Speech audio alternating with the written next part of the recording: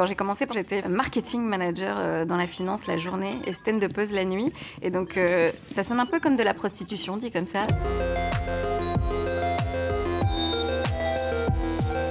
Parce qu'autant quand j'étais dans la banque, c'est-à-dire quand ma journée de travail s'arrêtait, tout s'arrêtait. C'est-à-dire que je laissais tout au bureau et je vivais ma vie perso. Par contre, depuis que je fais de l'humour, c'est merveilleux de découvrir sa passion, mais c'est dévorant. C'est-à-dire que mon cerveau n'est jamais en off. Tout ce que j'entends, tout ce que je lis, tout ce que je vois, j'enregistre. J'ai une conversation sur Messenger avec moi-même où je m'envoie soit des prémices, soit des idées, des articles, des vidéos.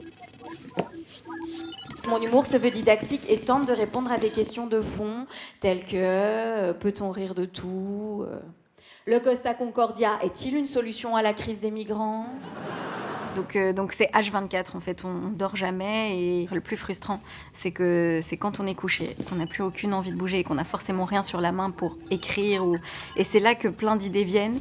Donc c'est tout le temps, c'est au lit, aux toilettes, dans le métro, quand je suis avec des gens, mais en même temps c'est incroyable parce que c'est notre...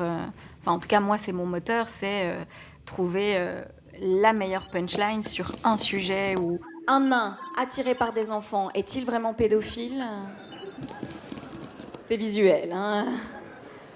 Ou encore, un humoriste en chaise roulante peut-il faire du stand-up J'ai tout le temps avec moi des petits carnets.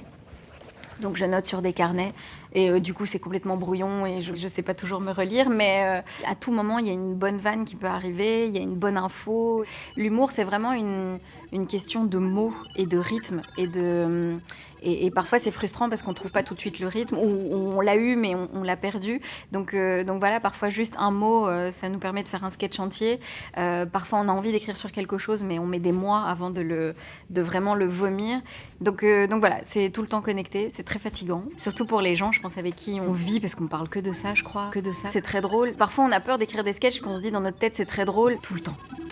En vrai, ça sera pas drôle et on a peur d'être déçu, brillant. Et c'est très masochiste aussi, hein, parce qu'on se fait beaucoup de mal. Parfois, on se trouve brillant et déçu. Et des fois, on s'est dit, mais mon Dieu, il faut que j'arrête ce métier, c'est pas possible.